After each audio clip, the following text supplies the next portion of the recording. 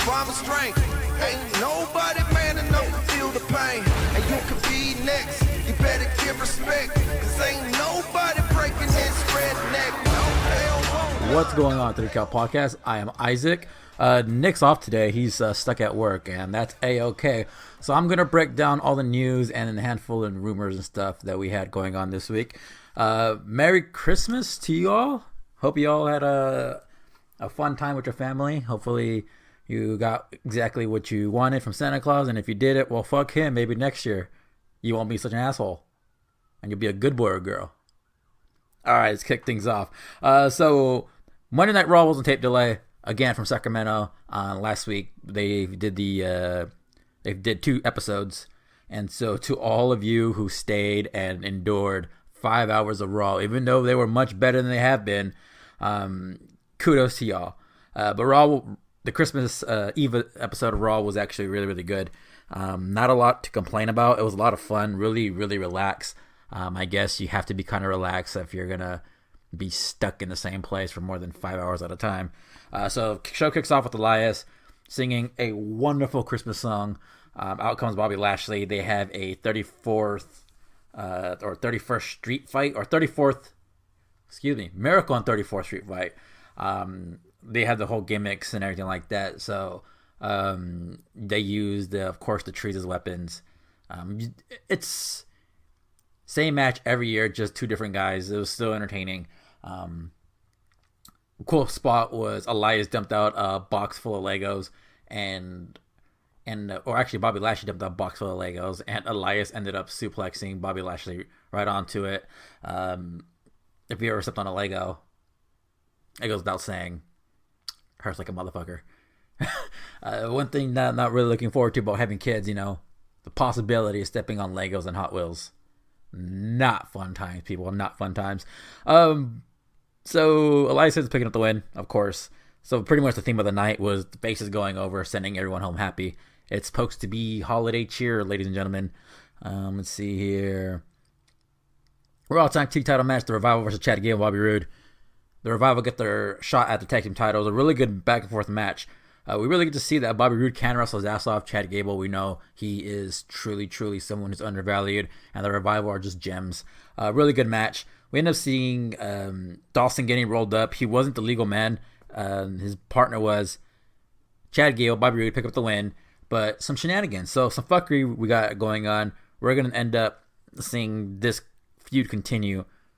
What happens with AOP? I don't know. What happens with the Ascension? All those other tag teams are kind of being, I guess, forgotten about rather quickly, especially AOP. I mean, we saw them just as tag team champions. So we're going to have to wait and see what's going to go on with all that situation. Hopefully that they don't get left in the dust and lost in the shuffle. And hopefully we get to see some more of them, because I'm a big AOP fan. Drake Maverick, the pairing with them isn't quite working, so they should probably move away from that. Next we get Curtis Axel and Bo Dallas singing the 12 Days of Christmas, their own rendition. Basically trying to give Apollo Crews a B-Team shirt so he can give to his kids. Apollo Crews says he's already got his Christmas shopping done, that they're a little too late. Some really funny stuff. Triple threat match, Drew McIntyre, Dolph Ziggler, and Finn Balor. High quality match. You get what you're going to expect. Some really good stuff going on. Finn Balor picks up the win. Again, faces. It seems like the faces are going to end up winning more under this whole current push. It's like pandering, man, but if we don't get good storylines going along with it, then what's the point? Sasha Banks and Bayley and Ember Moon versus Mickey James, Dana Brooke, and Alicia Fox. Oh, excuse me. Sasha Banks, Bayley, and Ember Moon pick up the win. Decent quality match, nothing tremendous or memorable from it. Bayley ends up pinning Mickey with a Bayley to belly suplex. After the match, the Riot Squad jump in and attack, and they end up looking strong. So Riot Squad still not forgotten. They moved on from the whole natty situation. So let's see here.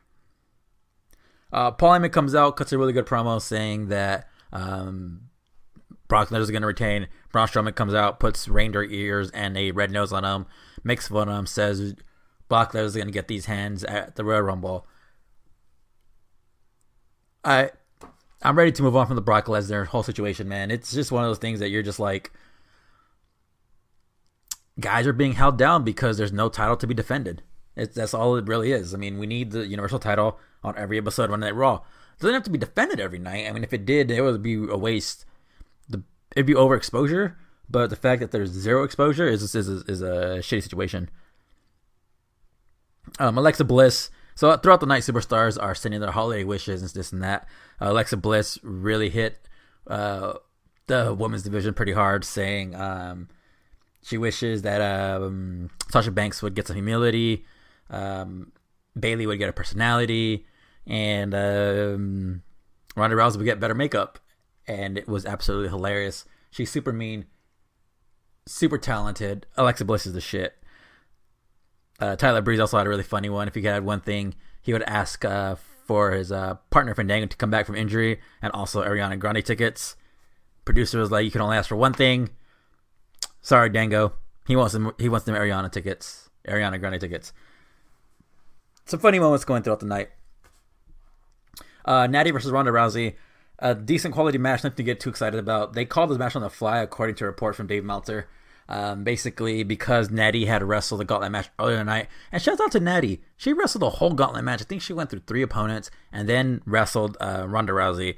There was a lot of technical things going on. I really wish that they were able to pick up the pace in terms of the technical ability. It would have been a lot nicer for Natty to show her technical prowess, which she really did, but it was a little slower pace. Maybe because she already had went through a match earlier in the night. Ronda Rousey, basically the entire match was trying not to hurt her friend, just trying to get the match over with as soon as possible. But they had a quality match. It was really good. Ronda Rousey ends up picking up the win, retaining the title. After the match, they hug. Next, we get Heath Slater versus Jinder Mahal. Of course, the Singh brothers get involved. Heath Slater wins via DQ. Out comes Santa Claus. We end up seeing a gore. Looks like Rhino isn't done yet. Apparently, the retirement is a no-go, and Rhino is here to stay. Let's see here. Main event of the night: Seth Rollins versus Baron Corbin. Quality match. I mean, I've been praising Baron Corbin for the longest time now. He's a big dude who can move. He wrestles really good matches with guys that are smaller and faster. He can work with their speed. Typically, when he's in there with a guy who's a slower mover, tends not to be good as matches he could put on. Him and Seth tore the house down. It was a good way, a good main event. A good main event, good way to end the night. Of course, Seth Rollins ends up picking up the win. But the story of the night was Vince McMahon dressed up as he was dressed up as Santa Claus. Really not that great of a backstage video they put together. Basically, he ends up announcing that John Cena is going to be returning to both Raw and SmackDown. Also, he announced what else did he announce? He announced something else, but then the main thing to take away was the announcement of the women's tag division. More details will be coming in 2019 about that. No idea other than that. That's pretty much the big announcement for the Raw tag division. I mean, Sasha and Bayley have been pushing it for a long time. You got a lot of tag teams in the mix. You got the Riot Squad. You got Mandy Rose, Sonya Deville. You got, who else? Who am I missing here? The Iconics. Then you got Mickie James, Dana Brooke, Mickie James, and Alexa Bliss. You have Tamina and Jax. You got Sasha and Bayley, of course. And there's a lot of girls out there that you can pair up together, especially down in NXT. You got Dakota Kai and her partner there with Team Kick. You have Io Shirai and Kairi Sane down there. So there's a lot of women talent. So this should be interesting to see what shapes up with the women's tag division going in 2019. Maybe we might get a women's tag elimination chamber match to determine the champions. I don't know. Actually, that'd be kind of cool. Let's see here. SmackDown was for how good Raw was. Raw was pretty entertaining. I really wasn't bored at all. SmackDown is just constantly just outperforming Raw, and I don't think it's even the 2 hour time that SmackDown gets that we get more jam packed. Is that everything is just written so much better on SmackDown than it is on Raw. SmackDown was recorded last week in Fresno, so Fresno got a double dose of the Blue Brand. Crowd was very, very livid. They were alive. They were into it. Kicks off with Truth the Claus and his little helper Carmelfa. Carmella looked adorable in that little elf costume. Basically, they were cutting a promo. Out comes Daniel Bryan. Daniel Bryan says basically the consumerism of the U.S. has caused this massive amount of pollution, and basically our land is overfilled with trash. Our oceans have islands of trash because we want, and we're all terrible human beings. I mean, he ain't wrong. Man's got a point. And they ain't gonna stop him from buying shit. He got a point. Basically, R-Truth says that he's going to enter 30 and he's going to hunt down Daniel Bryan for that title. Basically, Tavinafy still has the title. He calls Daniel Bryan a little angry little elf. Daniel Bryan basically makes fun of him, says, you know what, you can't even count to 30. R-Truth tries to prove him wrong, counts up to 7, stops at 7 because we get our 7-second dance break. As he's doing his little dance, Daniel Bryan chop blocks him, drags him to the corner, jacks his knee into the post, ends up putting him in a heel hook. R-Truth is tapping out, and Daniel Bryan's pretty proud of his handiwork. First match of the night, Mustafa Ali versus Andrade Cien Almas. Mustafa Ali is the fucking man. I mean, we see what he can do in 205 Live. The fact that now he is an official member of the SmackDown roster. He's doing some good shit. Him and Cien Almas, they had a really good match. Good back and forth match. Mustafa Ali doesn't look all that much smaller compared to a lot of the guys out there. Maybe because now the main roster is a lot smaller than it was, 5-10 years ago. So he actually looks like just like everyone else on the roster. He's just maybe an inch or two shorter. Really good back and forth match. Mustafa Ali and Cien Almas, they both have really good chemistry together. Mustafa Ali wins with the 054. After the match, he's backstage. Everyone's congratulating him. Shelton Benjamin welcomes to the SmackDown roster. Daniel Bryan comes and attacks him, beats him down. As he's beating him down, he's basically telling him he doesn't belong here. And it looks like Mustafa Ali and Daniel Bryan's feud isn't over. This is going to be really good. Next match is the Usos, the Carl Anderson, Luke Gallows versus Sanity in the Bar. Really good quality match. I mean, they all can go. There aren't, out of the 4 teams that were involved in this, none of them are bad. They're all highly skilled, really good stuff. Carl Anderson, the Good Brothers end up picking up the win for their team. And so basically, Carl Anderson was super jacked. The one thing I don't get though is Carl Anderson is rocking the blue wrestling gear now. It basically doesn't match Luke Gallows. I don't know why. I really don't know why. But again, you can't really complain. It was a good quality match. Nice to see the tag teams, other tag teams being involved. Let's see here. So next segment is Miz TV. Shane McMahon's out there. Miz is talking to him. Miz is basically like, look, man, my dad's never told me he's been proud of me. I've won world championships, tag championships, U.S. Intercontinental title. There isn't a title he hasn't won, but his dad never showed him appreciation, never praised him for winning. He basically says the only time my dad's ever been proud of me was when we won the Best in the World tournament in Saudi Arabia. Basically, when he saw that you won, he says that you were a great man, and I should team with him. The Miz, that is.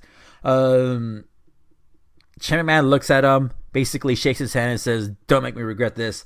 So they're going to be teaming up in the future. I guess Shane felt sympathy for him because, we all know Vince McMahon wasn't the most gracious in terms of showing affection to his kids. And so I guess he kind of relates to the Miz with that. So that's a cool little touching moment. I wonder what's going to happen with that. I'm very curious to see who's going to fuck who over. Of course, Miz being the bad guy. But man, Miz is so lovable. His promo was really good and convincing. He is a better actor than I think the man gets credit for. He is definitely talented. Next match is Samoa Joe versus Jeff Hardy. Really good quality match. Samoa Joe wins via DQ. Basically, Jeff Hardy is out in the ring outside. The way this ends, Jeff Hardy gets DQ'd on the outside. Samoa Joe slaps a coquina clutch on him. Jeff is tapping out, so this feud is going to continue. Main event of the night, the U.S. title match, Rusev and Shinsuke Nakamura. Decent quality match. I mean, Shinsuke Nakamura, I don't know, man. I don't know why they pulled the title off of him so soon. He didn't have a real good rivalry with anyone. Rusev ends up winning. Basically, Shinsuke is going for Kinshasa, ends up eating a Machka kick. 1, 2, 3. Rusev wins. He celebrates. It was his birthday. So I don't know if this is the end for Shinsuke Nakamura or what. I know his contract was coming up soon. He hasn't had a lot of success on the main roster, and it's not necessarily his fault. He's had good matches with everybody. They just didn't have anything for him. So I really hope this isn't the end of the line for Shinsuke. I hope we get more Rusev and Shinsuke matches throughout 2019. That's all I really, really want to see out of them too. I mean, they had really good in-ring chemistry on SmackDown, and it was a good quality match. I mean, there was nothing to fault about it. I really enjoyed it. Let's see here. That was pretty much it for SmackDown, other than basically the Usos were backstage with the segment. They were saying they're going to catch each other later, the Uso brothers. Jimmy, or Jay, the one that's married to Naomi, is walking by. Sonya Deville has a little mistletoe. Mandy Rose is right there. And then she's like, oh, you know what this means? And then Jay was like, no, I don't know what that means. And he's like, weird. She's like, you're supposed to kiss me. He's like, Naomi comes out, basically is about to beat her ass. Jimmy or Jay, whatever the Uso it is, pulls her off. And so they're setting up a little rivalry between Mandy Rose and Naomi. It was a cool little segment. It's nice to see the couple getting involved together with something backstage. I know they were pushing, I remember them pushing Naomi at a jealousy little angle not too long ago, earlier this year, a few months ago. And then all of a sudden they just kind of like dropped it. I guess they were visiting it again. I don't remember if it was with Mandy Rose or who was it with exactly. So I'm really curious to see how this is going to go down. So no 205 Live. Basically, there was a recap of the best of 205 Live. So we end up jumping to NXT. First match of the night, Fatal 4-Way, number one contendership match. Mia Yim, Bianca Belair, Io Shirai, and Lacey Evans. Mia Yim, Io Shirai, and Lacey Evans, out of the four, are the most ready for the main roster, with it being Io Shirai and Mia Yim, then Lacey Evans. Bianca Belair does pick up the win. She needs a lot more seasoning. She's only been doing this for a few years, and it's evident that her movements in the ring, they look so unnatural that it takes away from her ability. She's strong. She's athletic. The only criticism I have is that she plays a powerhouse role. Unfortunately, it doesn't come off as, what's the word I'm looking for here? I just don't believe it. Like, she needs to work on her in-ring wrestling ability. Other than that, like, my critiques of her character work is good. She just doesn't have, I don't think she has the technical wrestling ability that she needs in order to come off as the next woman to take over the NXT Women's division. And that's my one thing. I think she needs to work a little more on her technical ability, and she's going to be there. Other than that, I think Lacey Evans is fantastic. Mia Yim is just phenomenal. And Io Shirai, she's just a beast. She had this crazy suicide dive where she, like, once she made it clear the rope, she spun midair. Bianca Belair, I don't know if she botched it or what happened exactly. Io Shirai ended up, like, landing really hard on the ramp there. But again, like, the match wasn't bad. It's just, out of the four, Bianca Belair, the one who won, is the least ready to carry that burden of carrying one's division. So she wins the match. She's going to face Jesus, why did I just black out? The Queen of Spades, Shayna Baszler, at TakeOver. The TakeOver for the Royal Rumble. I don't know where it's at exactly. Anyway, so that was that. Next we get Jason Riker versus Mitch Tavern. Jason Riker of the Forgotten Brothers or Forgotten Sons. I don't know if it was just the stream or what, but there was no commentary from any of the guys. I don't know if it was just a glitch in the stream on the network because I watched it like as they were putting it on, as it was not live but streaming live. So I don't know if there was like some sort of like audio issue with the live stream or what, but there was zero commentary on this match. Jason Riker is big, intimidating. He's a presence in the ring. I just don't know if he has the natural in-ring charisma that is needed to be to the next level or what. But this dude is big. He's a big, muscular guy covered in tattoos who is super intimidating. So I'm curious to see where the Forgotten Sons end up going, in which direction. Wesley Blake has been basically down there in NXT for almost 5-6 years now, I want to say. It's been a while, so we'll have to wait and see. I have a feeling 2019 is going to be a year where he meets his end if this stable doesn't go where it's supposed to be going. Velveteen Dream cuts a pretty good promo. Talks about 2018 being the year of the dream, and it was, man. I mean, this guy did not have one bad match.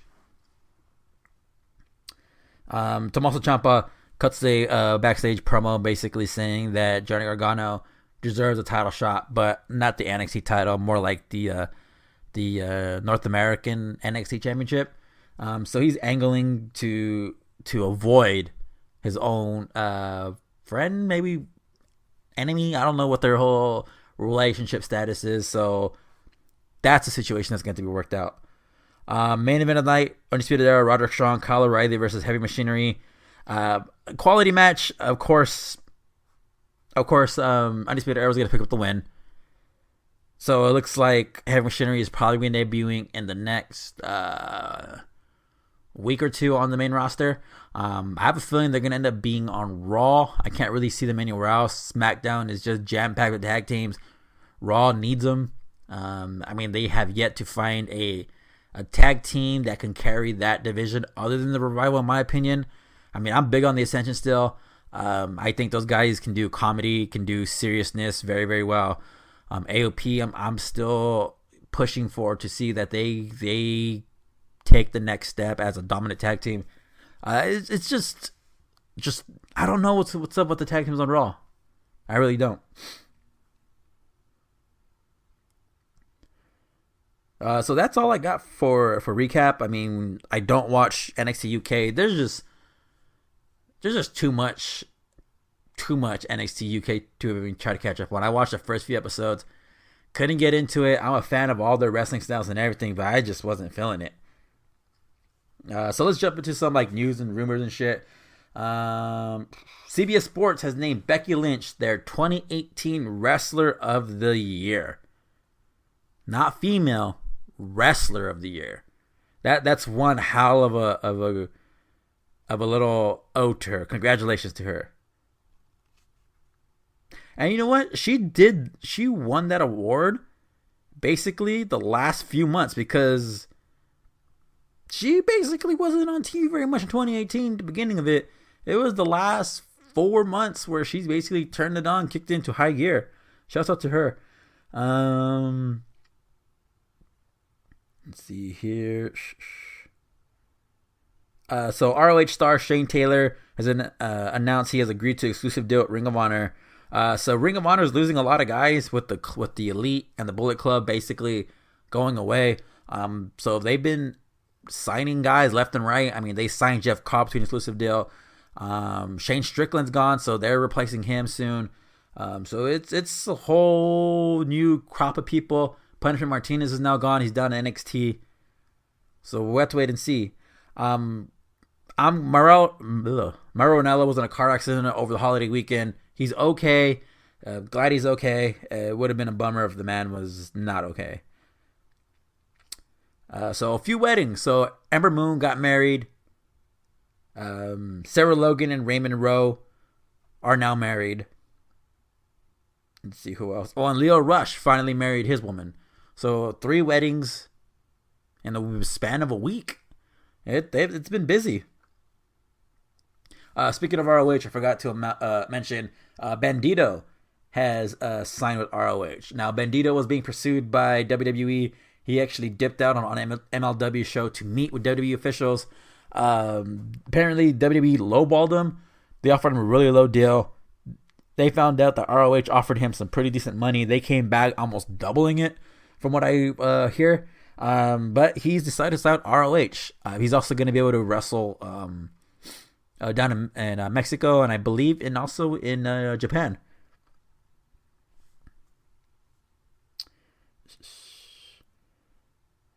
Let's see here. I got a few more stories here. So Impact is officially leaving Pop TV. There's rumors that Arrow Lucha was supposed to begin airing on Pop TV, but that was actually a lie.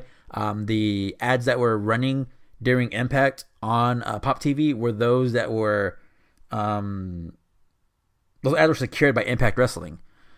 So Impact is actually officially off Pop TV. Sorry.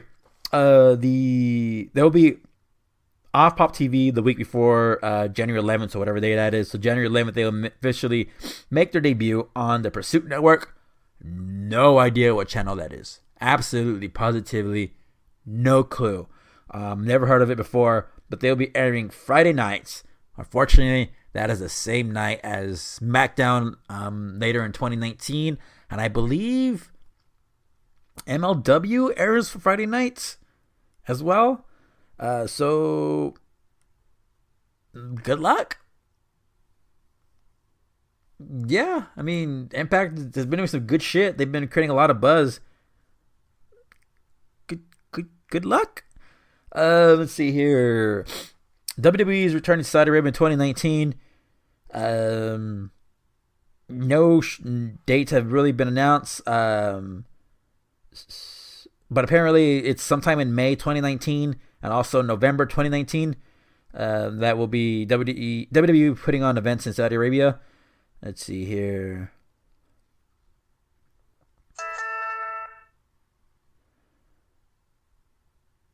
So apparently the Greatest Royal Rumble brought in about $40 to $50 million in revenue for the company. That's despite the whole the journalist being murdered. That's crazy.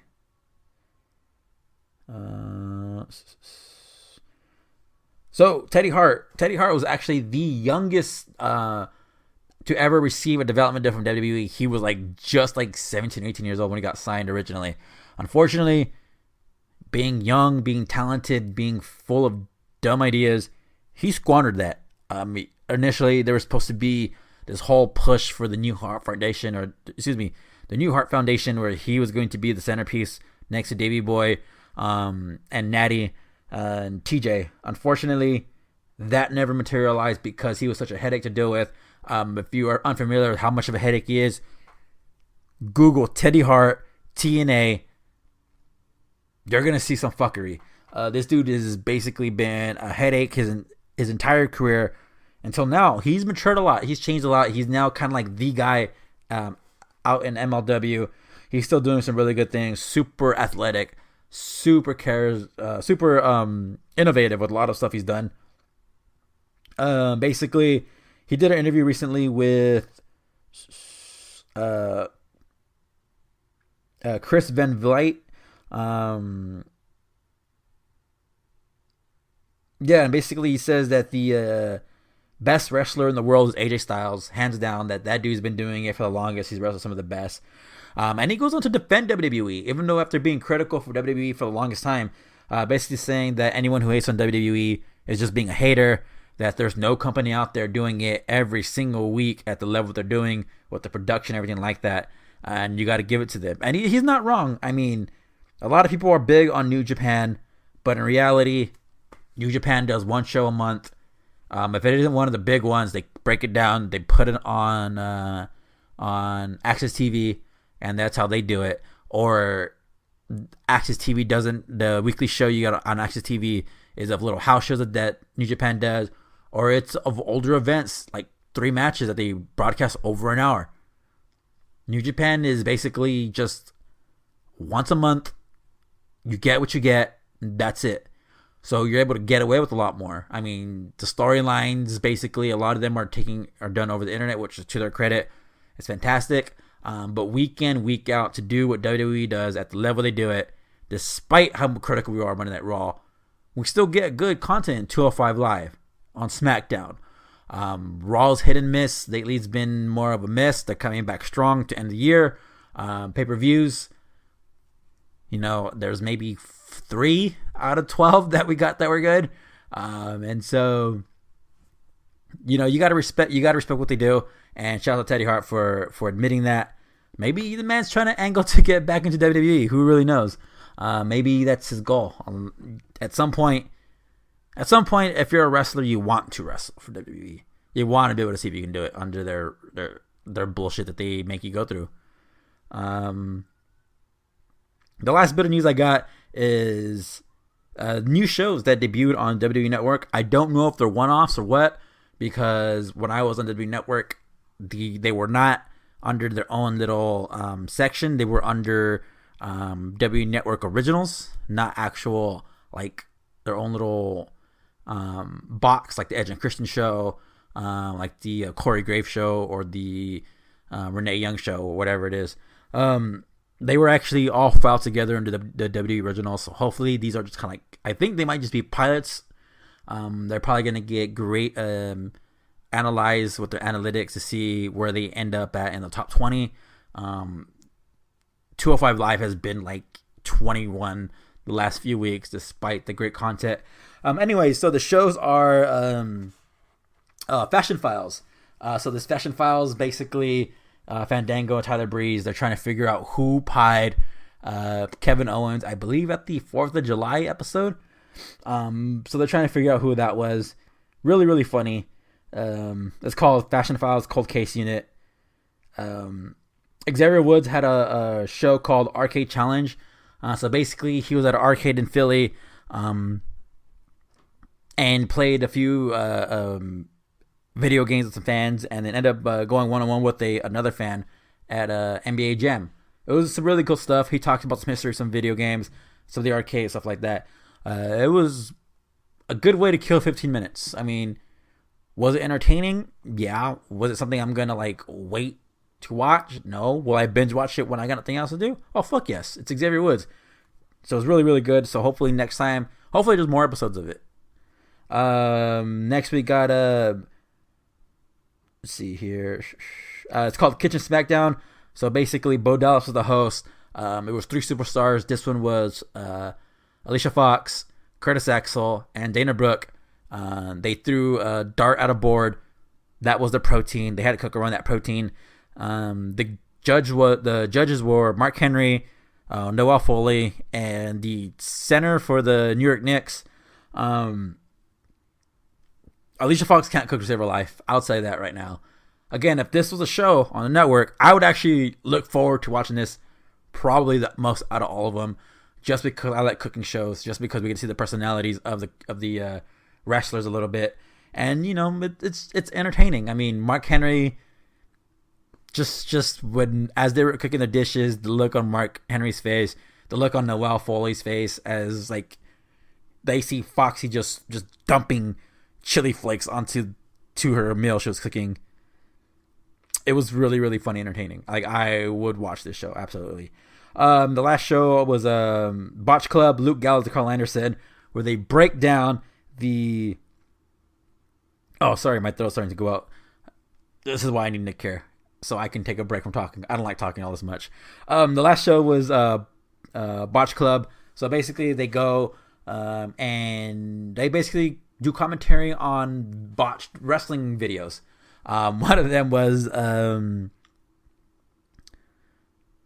what was one of them? I don't remember what it was.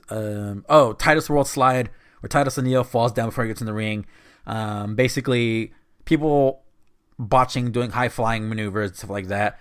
And then the way they capped it off was the Good Brother Carl Anderson busts out a video of Luke Gallows at his Tough Enough tryout, the $1 million challenge, and basically how Luke Gallows' shorts fell and his dick fell out. So there's a lot of dick jokes. It was really, really funny. Hopefully, I really hope that these are shows that continue. I don't want to not be able to see any more of them. I want to see more original content out of the network other than what we're already getting. I mean, I like watching wrestling, but if I got shows that were wrestling related content, to me that would be more fulfilling of the network. So going 2019, more of that type stuff. The Edge and Christian show is fucking way better this year than it was the last season. A lot more skits, a lot more wrestlers involved, a lot less Edge and Christian as the only focal point. Now you have all the wrestlers making appearances, which has been really, really good. So Nick, well, actually, see here. I think next week Raw is a recap. I think SmackDown comes back live, I believe. I'm not 100% sure. I have to double check that. Either way, next week me and Nick are going to come back with a top 5 wrestlers, top 5 matches, probably top 5 tag teams, maybe top 5 pay-per-views. Even though I can only think of 3 that were worth watching, and 2 of them were revolving around women. But yeah, so we'll be back next week with that, and then the week after that we will come back with our regular content, and also at some point we're going to record the CM Punk and his impact, analyzing that.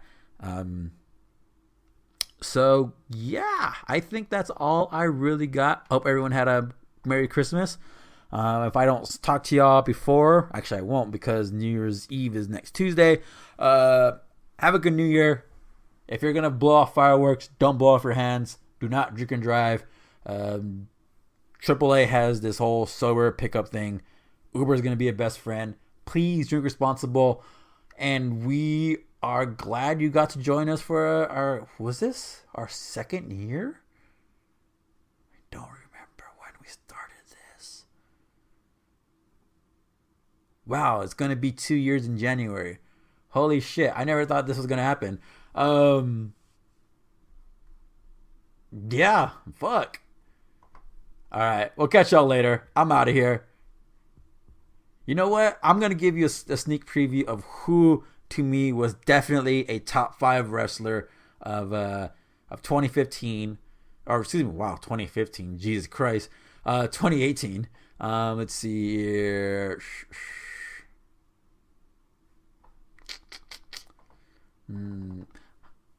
No, my unsung hero of 2018, someone who did not get enough credit, who was always really good, who I enjoyed watching wrestle.